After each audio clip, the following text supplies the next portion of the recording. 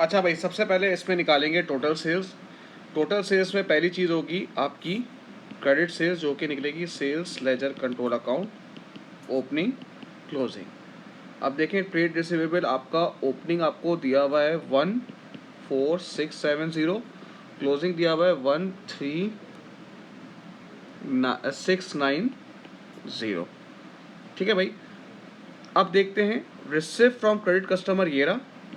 जो कस्टमर मुझे पे करते हैं वो इधर आएगा 156,420, और जो हमारी क्रेडिट सेल्स है वो यहाँ पर आ जाएगी 155,440, 155,440। ये तो आ गई हमारी क्रेडिट सेल्स। अब कैश सेल्स, कैश सेल्स के लिए मुझे कैश का अकाउंट बनाना पड़ेगा। अब पहले एकदम से बच्चा बोलता है सर ये लिखी भी तो है कैश सेल्स, आप क्यों बना रहे हैं अकाउंट? तो भाई ये क्या लिखा हुआ है, ये बैंक अकाउंट है। इसका मतलब है बैंक अकाउंट में वो कैश सेल्स थी वो आपने बैंक में रख दी। इसका मतलब ये हुआ कैश सेल्स बैंक है इसका मतलब। फिर बच्चा सर तो फिर हमें कैसे पता चलेगा कि भाई कैश सेल्स का अकाउंट कैश का कब बनाना है कब नहीं बनाना? भाई देखें आपके सामने ये कैश सेल्स मिल गई ना, इसका मतलब है आपके जो कुछ कैश सेल्स हुई है वो आपने बैंक में जमा करा दी है। इसका मतलब है टोटल कैश सेल्स नहीं है, मैंने 50 लाख रुपए कमाए, 30 लाख रुपए मैंने बैंक में जमा करा दिए, तो क्या 30 लाख मेरी टोटल कैश सेल्स हो गई? इसका मतलब है वो एक पार्ट है, आपको इसका मतलब है पूरी कैश सेल्स निकालनी पड़ेगी। तो अब हम देखेंगे कैश का अकाउंट देखेंगे भाई, अलग से दिया हुआ है आपको कैश इन हैंड। ये भी एक चीज़ होती है कि इसका पता चलता है कि भाई कैश का अकाउंट बनेगा। क्लोजिंग दिया हुआ है 950। ठीक है भाई। अब ये रहा cash sales bank, cash sales bank 20700। ठीक है भाई। अब इसमें एडजस्टमेंट नंबर 1 देखें, before banking receive from cash sales देगा, उसने 400 पर मंथ लिए ड्राइंग के। सही ना? मतलब बैंक में जमा कराने से पहले उसने 400 पर मंथ लिए ड्राइंग के कैश सेल्स में से। चले भाई ये हो गई ड्राइंग। 400 पर मंथ थे तो 12 महीने के आप निकाल सकते हैं। कितना आएगा भाई 12 महीने का? 12 महीने का आपके पास आएगा 4800। ये आपके पास से 4800 चला गया। और कोई एडजस्टमेंट नहीं है, इसके लिहाज से मेरी कैश सेल्स आ रही है 25650।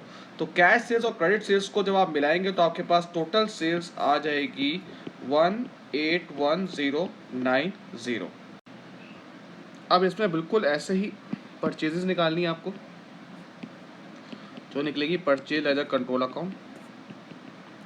क्रेडिटर का आपको ओपनिंग दिया हुआ है, ट्रेड पेबल का ओपनिंग दिया हुआ है 16750, क्लोजिंग दिया हुआ है 14900, और पेमेंट टू क्रेडिट सप्लायर आपको दिया हुआ है 109620। इसके लिहाज से आपकी परचेजेस जो है वो बन रही हैं 107,770। ये आ गई परचेजेस। अब जिसका ओपनिंग और क्लोजिंग बैलेंस दिया होगा उसका मैं टी अकाउंट बनाऊंगा। जैसे ये दिया हुआ है वेजेस हुई, तो वेजेस का टी अकाउंट बना लें भाई, क्योंकि वेजेस एक्सपेंस है तो क्या लगेगा PAAP। अगर प्रीपेड ब्रॉट डाउन है इधर, कैरेट डाउन है इधर, अक्रूड ब्रॉट डाउन है इधर, कैरेट डाउन इधर। ये आ गया बैंक और इनकम स्टेटमेंट। अब आपको ओइंग ओपनिंग दिया हुआ है, अक्रूड ओपनिंग दिया हुआ है 1200, क्लोजिंग दिया हुआ है 1400। वेजेस की पेमेंट कितनी की है 22670। इसके लिहाज से हमारी पेमेंट आ रही है, बन रहा है 22870। सही है। उसके बाद रेंट है, फिर रेंट PAAP पाप बैंक और इनकम स्टेटमेंट। चलिए भाई रेंट देखें इन एडवांस, मतलब प्री पेमेंट आपको ओपनिंग दिया हुआ है 1000, और आपको अच्छा क्लोजिंग नहीं दिया हुआ। अच्छा इसका मतलब है हमें ये मालूम करना होगा। देखा, अच्छा रेंट की पेमेंट कितनी की है 19000। अब ये 7 देखें, rent payable is 16000 per annum. इसका मतलब है पूरे साल का रेंट आपको दे दिया 16000। अब यहाँ पे जो आपको निकालना है इनकम्प्लीट रिकॉर्ड है, वो मिसिंग फिगर है, और वो यहाँ पर आपका अक्रूड में ही प्रीपेमेंट में ही आ रही है। कितनी आ रही है 19 + 2 तो 4000 आ रही है। ठीक है भाई। अब इसमें कुछ चीज़ें जैसे अदर एक्सपेंस वगैरह है वो उसको देखेंगे हम। ठीक है, चले स्टार्ट करें। सबसे पहली बात है जो मोटर व्हीकल बेची है उसकी नेट बुक वैल्यू कितनी है, उसकी है 2880, और बेची कितनी है 1500 की, ये देखें ये लिखा हुआ है proceed from the sale of non current asset. इसका मतलब है 28,2880 की चीज़ मैंने बेची है 1500 की, इसका मतलब है मुझे 1380 लॉस आ जाएगा, एक ये एडजस्टमेंट है।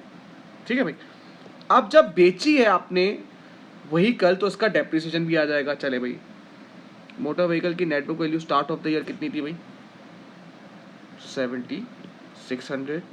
क्या मैंने कोई मोटर व्हीकल खरीदी है? नहीं सर, आपने कोई नहीं खरीदी है।